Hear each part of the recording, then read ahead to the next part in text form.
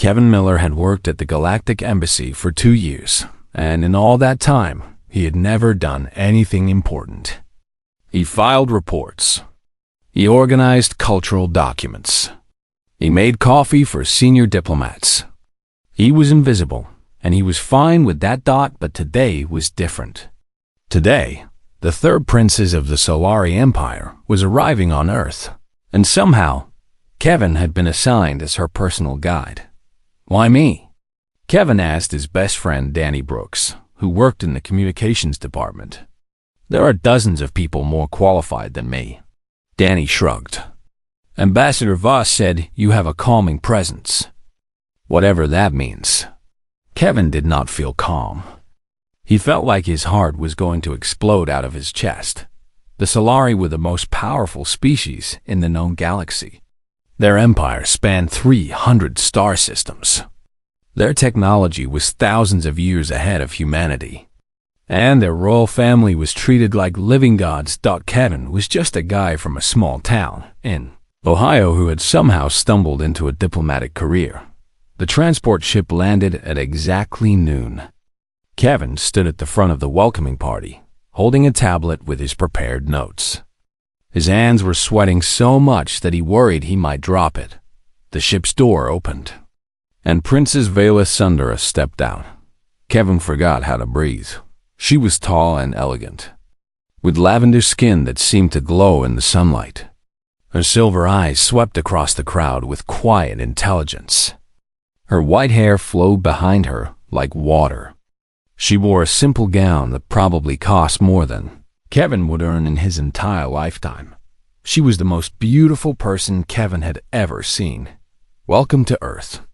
Your Highness, Ambassador Lyra Voss said, stepping forward with a practiced smile. We are honored by your presence. Thank you, Ambassador, Valeth replied. Her voice was soft but carried across the landing area without effort. I look forward to learning about your world. Ambassador Voss gestured toward Kevin. This is Kevin Miller. He will be your cultural liaison during your stay. Kevin stepped forward and bowed, probably too deeply. It is an honor to meet you, Your Highness. Valeth studied him for a moment. Her expression was unreadable. You seem nervous, Kevin Miller. I am, Kevin admitted before he could stop himself. I have never met anyone from your family before. Or anyone this important, really. Something flickered in Veleth's eyes. It might have been amusement. Honesty. That is refreshing. The first 3 days went smoothly. Kevin showed Valeth around the embassy. He explained human customs and answered her many questions. She was curious about everything, from the food in the cafeteria to the art on the walls. Kevin found himself relaxing around her. Despite her title, Valeth was easy to talk to. She listened carefully when he spoke. She laughed at his awkward jokes. She seemed genuinely interested in human culture. On the fourth night, there was a formal dinner to celebrate the diplomatic visit. Kevin was seated at a far table with the other junior staff, watching as Valeth delivered a speech about interspecies cooperation. She is amazing, Kevin whispered to Danny. She is a princess from an empire that could destroy Earth in about 5 minutes, Danny whispered back. So maybe keep your admiration to yourself. After her speech, Valeth made her way around the room, greeting various diplomats and officials. Kevin did not expect her to come anywhere near his table, but she did. Kevin Miller, she said, stopping in front of him. I wanted to thank you for your guidance these past few days. Kevin stood up so fast he almost knocked over his chair. It was my honor, Your Highness. Your speech was incredible. He wanted to say more. He had been practicing a phrase in Solari, something he found in an old language guide. It was supposed to mean, your words bring light to all who hear them. He thought it would be a nice compliment. He took a deep breath and spoke the phrase as carefully as he could. The room went silent. Every Solari in the room turned to stare at him. Some looked shocked. Some looked horrified. A few looked like they were trying not to laugh. Velith's silver eyes went wide. Her lips parted slightly. Kevin felt the color drain from his face. "Did I say something wrong?" Velith did not answer immediately. She seemed to be processing something. Then, slowly, she spoke a phrase in Solari, her voice steady and clear. The Solari delegation gasped. Danny grabbed Kevin's arm and pulled him backward. "Dude, what did you just do?" "I do not know," Kevin hissed. "I was trying to compliment her speech." Ambassador Voss appeared beside them, her face pale. "Kevin, come with me, now." She led him to a private room, and Danny followed. The ambassador closed the door and turned to face Kevin. "Do you have any idea what you just said?" she demanded. "I thought I was complimenting her speech," Kevin said desperately. The language guide said it meant her words bring light. Ambassador Voss closed her eyes and took a deep breath. "That phrase is not a compliment, Kevin. It is a marriage proposal. An ancient sacred marriage proposal that is only used for Solari royalty." Kevin felt his legs go weak. "What?" "And the phrase she spoke in response," the ambassador continued, "was the traditional acceptance." The room started spinning. Kevin grabbed the chair to steady himself. "I just accidentally proposed to an alien princess?" "And she accepted," Danny added, sounding amazed and terrified at the same time. The door opened, and Princess Velith stepped inside. Her guards tried to follow, but she waved them away. She closed the door behind her and looked at Kevin. "You did not know what you were saying," she said. It was not a question. "No," Kevin admitted. "I am so sorry. I never meant to disrespect you or your culture. I was just trying to be nice." Velith studied him for a long moment. Then she did something Kevin did not expect. She smiled. "I know," she said. "I could see the confusion on your face. You had no idea what you had done. Then why did you accept?" Kevin asked. Velith's smile faded, replaced by something more thoughtful. "Because in 23 years of life, no one has ever spoken to me without political calculation. No one has ever been simply nice. You looked at me and saw a person, not a princess."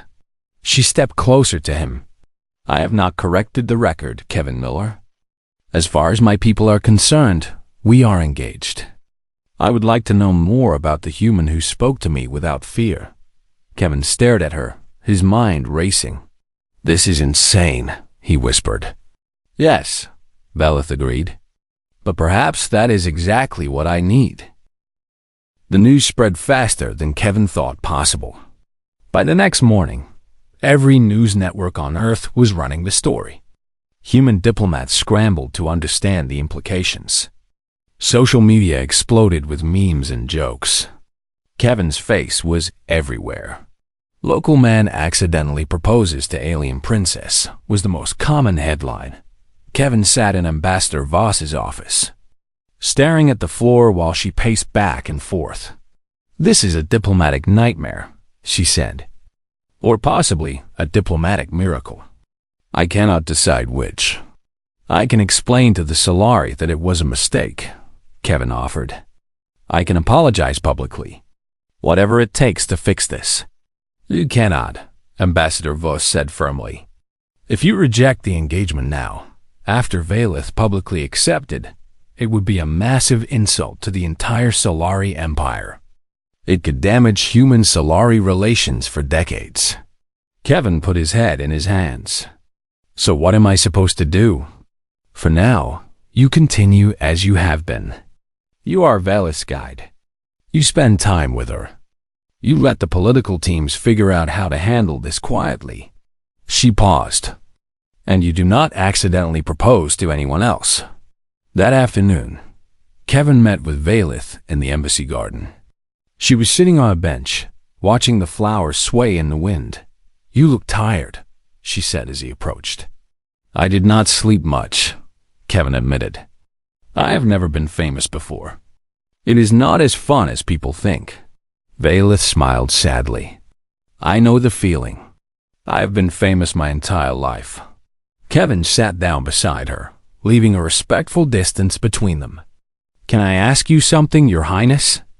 Call me Valeth, she said. If we are engaged, formality seems unnecessary. Kevin took a deep breath. Why did you really accept? There must have been an easier way to handle my mistake. Valeth was quiet for a moment. She looked up at the sky, watching a bird fly overhead. Do you know what my life was supposed to look like? She asked. I was supposed to marry a prince from another noble house, someone chosen by my parents for political advantage. I would have produced heirs. I would have attended ceremonies. I would have smiled and waved for the rest of my life. She looked at Kevin. When you spoke those words, I saw something unexpected. A door I did not know existed, and I walked through it. Kevin did not know what to say.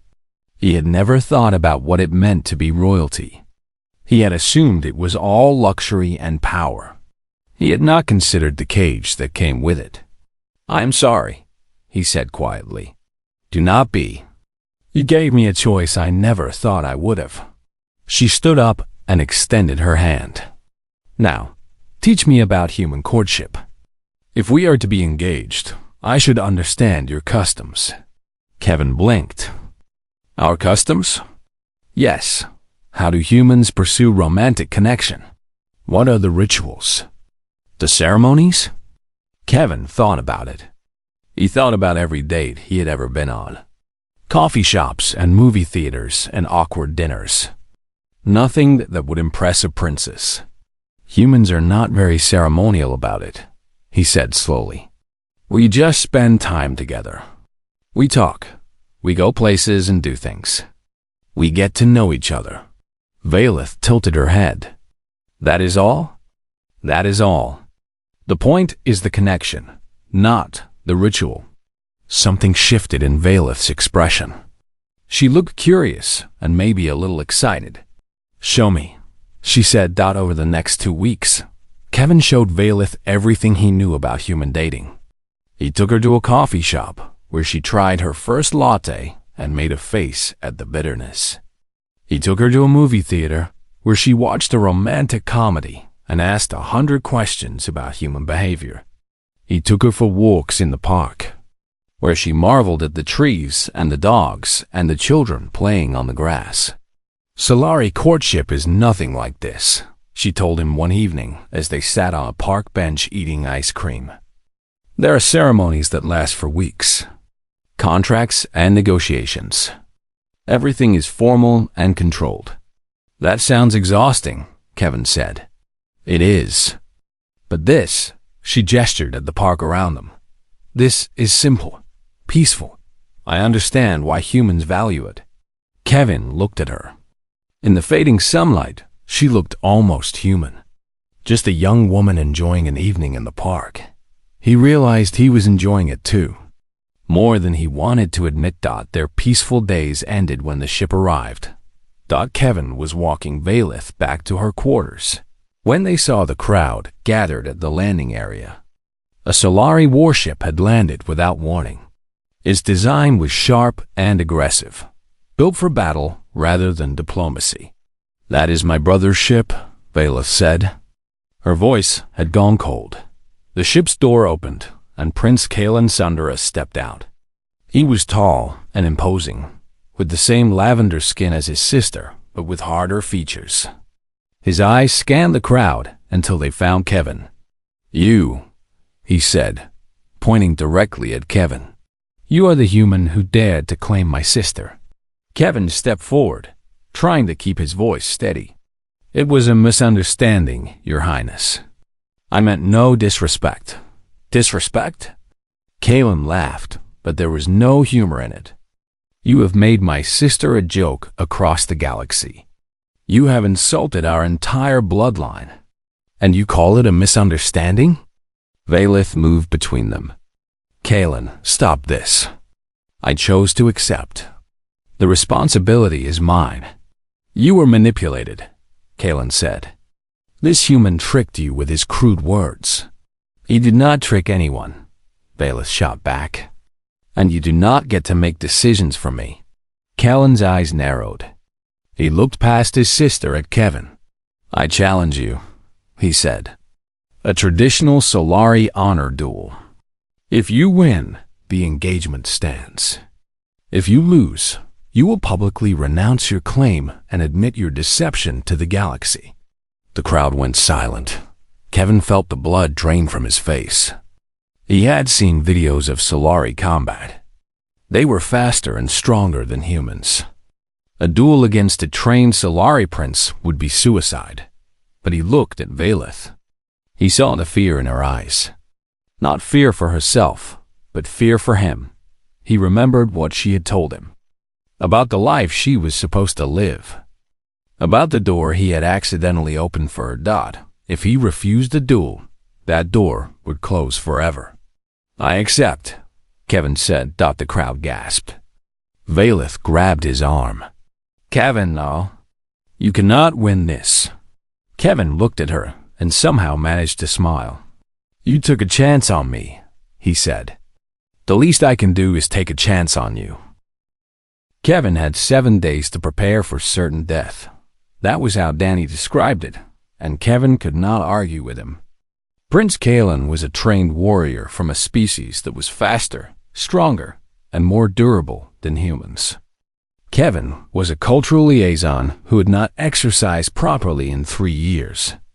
You are going to die, Danny said, pacing around Kevin's small apartment. You are actually going to die. On live television. In front of the whole galaxy. Thank you for the support, Kevin said flatly. What were you thinking? Why did you accept? Kevin did not answer immediately. He thought about Veleth's face when Kalen had made his challenge. He thought about the life she had described, the cage of expectations and duty that had surrounded her since birth. Because she needed someone to stand up for her, Kevin finally said. And I was the only one there. Danny stopped pacing. He looked at Kevin with something between admiration and pity. You actually care about her, do you not? Kevin did not answer. He did not need to. The next morning, Kevin went to the embassy training room. A few human security officers tried to teach him basic combat techniques, but it was hopeless. Solari fighting styles relied on speed and agility that human bodies simply could not match. Maybe you could tire him out, one officer suggested weakly. Humans have good endurance. He is a prince who is probably trained since childhood, Kevin replied. I do not think endurance is going to save me. That evening, someone knocked on his apartment door. Kevin opened it and found Valeth standing there, wrapped in a simple cloak to hide her identity. I should not be here, she said. But I could not stay away. Kevin let her in. She sat on his small couch and looked around at his modest living space with curiosity. You live simply, she observed. I am a simple person, Kevin said. Would you like some tea? She nodded, and he made 2 cups. They sat in silence for a moment, the weight of the coming duel hanging between them. I have been reading about your species, Valeth finally said. Your history is fascinating. Humans have faced impossible situations many times and survived. We have, Kevin agreed, but usually through luck or numbers. I will be alone in that arena. Perhaps, but you will not be without advantages. She set down her tea and looked at him directly. I want to train you. Kevin blinked. You know how to fight. All Solari royalty receive combat training. I am not as skilled as my brother, but I know his techniques. I know his weaknesses. You would help me fight your own brother? Veleth's expression hardened. My brother is trying to control my future. He does not get to decide who I am or what I choose. If helping you defeat him is what it takes to prove that, then yes, I will help you. They began training that night. Valeth showed Kevin the basic Solari combat forms, not expecting him to master them, but wanting him to recognize them when Kalen used them. He will try to overwhelm you with speed, she explained. Solari fighters believe the first strike should be the last. They are not accustomed to opponents who survive initial attacks. So my strategy is to not die immediately, Kevin said. Essentially, yes. They trained every night for the next 5 days. Kevin learned to read Solari body language to anticipate attacks before they came. He was still too slow to match Callan's speed, but at least he would not be completely blind. Between training sessions, they talked. Vailith told him about her childhood in the Imperial Palace, about the loneliness of being royalty, about the expectations that had suffocated her for as long as she could remember.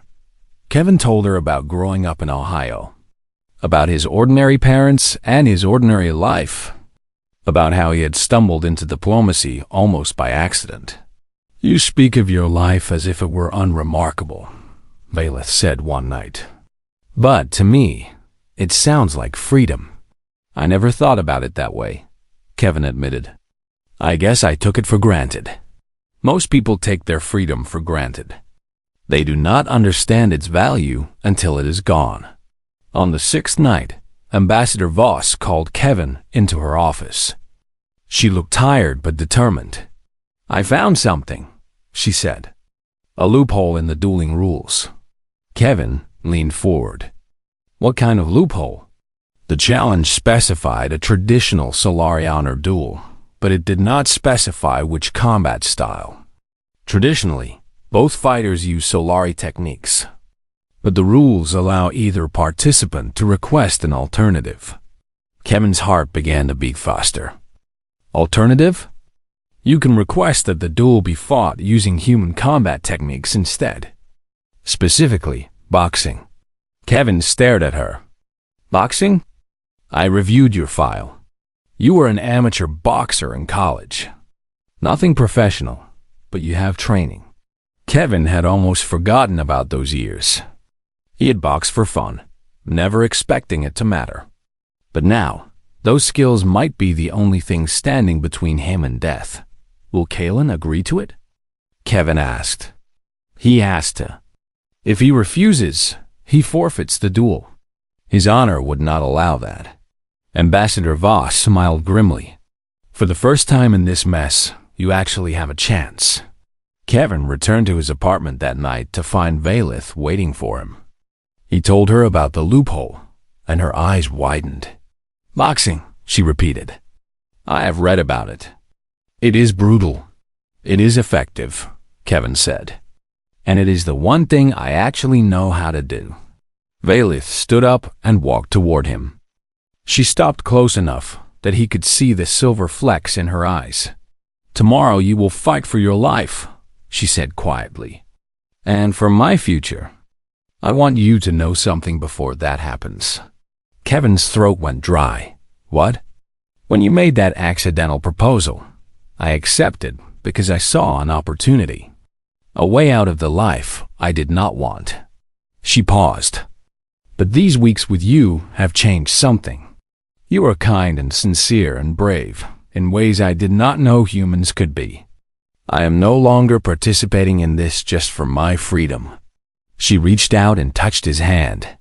"I am participating because I care about you, Kevin Miller. Genuinely. Not as a political tool. Not as an escape. As a person." Kevin looked at her. In that moment, he knew with absolute certainty that his feelings were no longer pretend either. "I care about you too," he said. "Whatever happens tomorrow, I want you to know that." Vailith smiled, and for the first time since they had met, she looked truly happy. "Then win," she said simply. "Win and come back to me." The arena was packed. Thousands of spectators filled the seats, both human and Solari, all watching the screens that would broadcast the duel across the galaxy. Cameras hovered everywhere, capturing every angle. Kevin stood in the center of the arena, wearing simple boxing shorts and wraps on his hands. He felt exposed and small compared to the grandness around him. Across from him, Prince Callan entered to thunderous applause from the Solari delegation. He wore traditional combat robes and moved with the fluid grace of a trained warrior. His eyes locked onto Kevin with cold determination. The human has requested a change in combat style, the announcer declared. This duel will be conducted under human boxing rules. No kicks, no weapons. Victory by knockout or submission. Murmurs rippled through the crowd. The Solari looked confused. Boxing was a primitive art to them, relying on raw power rather than elegant technique. Callan's expression flickered with annoyance but quickly returned to calm. It does not matter what style we use, he said loudly enough for the cameras to hear. The outcome will be the same. Kevin did not respond. He was too busy controlling his breathing, remembering everything he had learned in those college boxing gyms. Stay calm. Watch your opponent. Wait for the opening dot. The bell rang. Callan attacked immediately. Even following boxing rules, he was terrifyingly fast. His first punch came so quickly that Kevin barely managed to duck under it. The second grazed his ribs. The third caught him on the shoulder and sent him stumbling backward. The Solari crowd cheered. The humans fell silent. Kevin reset his stance and raised his guard. His shoulder throbbed, but he pushed the pain aside. He had expected this. Valeth had warned him that Callan would try to end the fight quickly. All he had to do was survive. Callan pressed forward again, throwing combinations that would have devastated any opponent. But Kevin had spent weeks studying Solari movement patterns. He could read the subtle shifts in Callan's body, the small tells that preceded each attack. He dodged. He blocked. He retreated. He did everything except fight back. The first round ended with Kevin battered, but still standing. Danny rushed to his corner and pressed an ice pack to his swelling face. "You look terrible," Danny said. "I know," Kevin gasped. "But I am still alive. Is that the strategy? Just survive?" Kevin shook his head. "The strategy is to let him tire himself out. Solari are fast, but they are not built for endurance. Humans are." The second round began. Callan attacked with the same ferocity, but Kevin noticed something. The prince's movements were slightly slower. His breathing was heavier. He was not accustomed to opponents who refused to fall. Kevin started to fight back. His first punch caught Callan off guard, snapping the prince's head to the side. It was not a powerful blow, but it was enough to make Callan hesitate. The Solari crowd went quiet. Kevin threw another punch. And another. He was not as fast as Callan, but he was efficient. Every punch landed exactly where he intended. Body shots to wear down his opponent, jabs to keep him at distance, hooks to catch him when he overextended. Callan adapted quickly. He started dodging and blocking, using his superior reflexes to avoid damage. But he was no longer attacking with the same confidence. For the first time, he looked uncertain. The third round was brutal. Both fighters traded blows in close quarters. Kevin's vision blurred from the impacts. His ribs screamed with pain, but he refused to stop moving. He remembered something his old boxing coach used to say. Humans were not the strongest species on Earth. They were not the fastest. But they were the most stubborn. When every other animal would run away or give up, humans kept going. That was what it meant to be from a death world. Survival was not about winning. It was about outlasting Dot in the fourth round. Kevin saw his opening. Callan threw a wide punch, putting too much power behind it. He expected Kevin to retreat, as he had been doing. Instead, Kevin stepped forward and inside the attack. His right hand came up in a perfect uppercut. It caught Callan directly on the chin. The prince stumbled backward. His eyes went unfocused for a moment. The crowd gasped. Kevin followed up with a left hook to the body, then another right to the head. Each punch was placed with precision, hitting the vulnerable points that Valeth had taught him about. Callan tried to regain his footing, but Kevin did not give him the chance. He pressed forward relentlessly, throwing combinations that drove the prince back toward the ropes. Finally, Kevin wound up and threw his strongest punch. It connected directly with Kalen's jaw. The prince fell. The arena exploded. Humans cheered wildly. Solari sat in stunned silence. The camera zoomed in on Kalen lying on the ground, struggling to rise. The announcer began the count. 1, 2, 3. Kalen pushed himself onto one knee. He looked up at Kevin with something new in his eyes. It was not anger or hatred, it was respect. 4, 5, 6. Kalen stood up. He raised his hand before the announcer could continue. I yield, he said. The crowd fell silent. Yielding was almost unheard of in Solari duels. It was considered a greater shame than defeat. Kalen walked toward Kevin. His face was bruised and swollen, but he held himself with dignity. You are not what I expected, Kalen said. When I challenged you, I saw a weak creature who had manipulated my sister. I did not see a warrior. Kevin wiped blood from his lip. I am not a warrior. I am just a guy who did not want to give up. Kalen studied him for a long moment. That is exactly what a warrior is. He turned to the cameras and spoke in a voice that carried across the arena. I, Prince Kalen Sundara, formally acknowledge Kevin Miller as worthy of my sister's choice. The engagement stands. Any who dispute this disputes my own honor. The Solari delegation slowly began to applaud. The humans joined in, and soon the entire arena was celebrating. Kevin felt his legs give out. The adrenaline was fading, and the pain was catching up to him. He started to fall. Arms caught him. He looked up and saw Violet's face, tears streaming down her cheeks. You did it, she whispered. You actually did it. Kevin managed a weak smile. I told you I would come back. Violet laughed through her tears. She did not seem to care that the cameras were watching. She held him close, supporting his weight as the crowd continued to cheer. You are the most stubborn person I have ever met, she said. Comes with being human, Kevin replied. And despite everything, despite the pain and the exhaustion and the impossibility of it all, he had never been happier. 3 weeks after the duel, Kevin stood at the entrance to the Solari Imperial Palace. The building was unlike anything on Earth, all spiraling towers and floating platforms connected by bridges of solid light. It made human architecture look like cave drawings. You look nervous, Violet said beside him. I am about to meet your parents, Kevin replied. The Emperor and Empress of a galaxy-spanning civilization. Nervous does not begin to cover it. Violet took his hand. It still felt strange, holding hands with an alien princess. But it also felt right in a way Kevin could not explain. They will test you, she warned.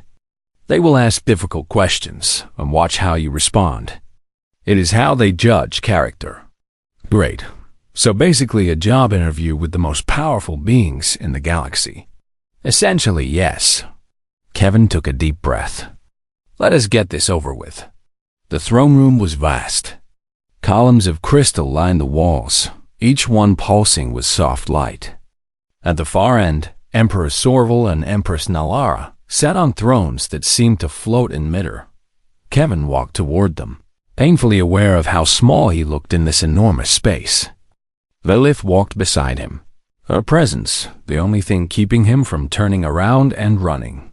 When they reached the proper distance, Kevin bowed deeply. He had practiced this bow for days, trying to get the angle exactly right. Rise, Kevin Miller, Emperor Sorval said. His voice was deep and resonant, filling the room without effort. We have heard much about you. Kevin straightened. Thank you for receiving me, your majesties. Empress Nalara leaned forward slightly. Her silver eyes were sharp and calculating. You caused quite a disruption with your accidental proposal. Some in our court believe you planned it from the beginning. I did not, Kevin said. I was trying to compliment your daughter's speech. I used a phrase from a language guide that was apparently very outdated. So you claim ignorance rather than cunning, the Emperor said.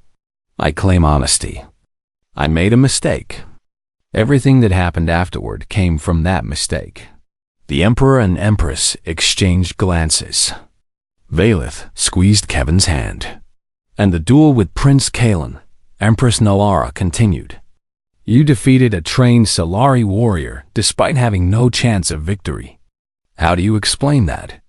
Kevin thought carefully before answering. I did not defeat him because I was stronger or faster. I won because I was too stubborn to lose. Where I come from, that is what humans do. We face impossible situations and keep going anyway. Stubbornness is not a virtue in our culture, the Emperor observed. Maybe not, but it got me here. A long silence followed. Kevin felt sweat forming on his forehead, but forced himself to remain still. Finally, Emperor Sorval spoke again. Your daughter has chosen you. Against tradition. Against expectation. Against the wishes of her own family. Do you understand what that means? I understand that she trusted me when she had no reason to, Kevin said. I understand that she took a risk on someone who was completely unprepared for any of this. I understand that she deserves to make her own choices, even if those choices do not make sense to anyone else. And do you love her? Empress Nalara asked directly. Kevin looked at Valeth. She was watching him with those silver eyes, waiting for his answer. When I made that accidental proposal, I was just trying to be polite, Kevin said slowly. I did not know her. I did not understand what I was doing. But these past weeks, everything changed. I learned who Valeth really is. Not the princess. The person. And yes, he turned back to face the Emperor and Empress. I love her. Not because of her title or her power. I love her because she is brilliant and kind and brave enough to take a chance on an awkward human who could not even speak her language properly. Another silence. Longer than before. Then Emperor Sorval laughed. It was not a mocking laugh. It was genuine, filled with something that almost sounded like relief. In 5,000 years of our dynasty, he said, no one has ever spoken to us so honestly. Every word calculated. Every gesture political. And then you walk in and simply tell the truth. I do not know how to do anything else, Kevin admitted. Empress Nalara smiled for the first time. Perhaps that is exactly what this empire needs. Someone who reminds us that sincerity has value. She stood and walked down from her throne. She stopped in front of Kevin and placed her hands on his shoulders. You have our blessing, Kevin Miller. Not because of your victory in the duel. Not because of political advantage. You have our blessing because our daughter has never looked at anyone the way she looks at you. Kevin felt his eyes burn with unexpected emotion. Thank you, Your Majesty. Emperor Sorval descended from his throne as well. The formal engagement ceremony will take place in 3 days. Representatives from across the galaxy will attend. Try not to accidentally declare war on anyone. Despite everything, Kevin laughed. I will do my best. The ceremony was magnificent. Thousands of dignitaries watched as Kevin and Valeth exchanged vows in both Solari and English. This time, Kevin made absolutely sure he pronounced everything correctly. Afterward, there was a grand celebration. Music and dancing and food from 100 different worlds. Kevin spent most of it feeling overwhelmed but happy. Near the end of the evening, he slipped away to a quiet balcony overlooking the palace gardens. A few minutes later, Valeth joined him. Tired? She asked. Exhausted, he admitted. Is every Solari event this intense? Most of them are worse. She smiled and leaned against the railing beside him. But this is different. This is ours. They stood in comfortable silence, watching the stars above. When we first met, Valeth said quietly, I never imagined any of this. You were just an awkward human who could not pronounce Solari words. And now you are going to be part of the Imperial family. When we first met, Kevin replied, I thought I was going to pass out from nervousness. You were the most intimidating person I had ever seen. And now? Now you are still intimidating. But in a good way. Valeth laughed. The sound was like music. There is one more thing I need to do, Kevin said. He turned to face her properly. I know we have done this backward. The proposal was an accident. The engagement was political. But I want to do this right. He took her hand. Valeth Sundara, would you like to go out with me? Not as a princess and a diplomat.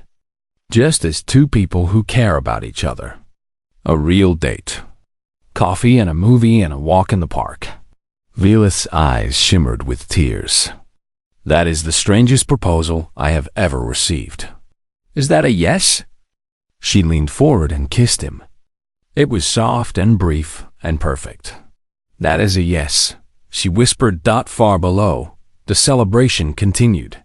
Somewhere in the galaxy, news networks were broadcasting their story. Historians would debate the political implications for centuries, but Kevin and Valeth did not care about any of that. They had started with an accident and ended with a choice. That was more than enough.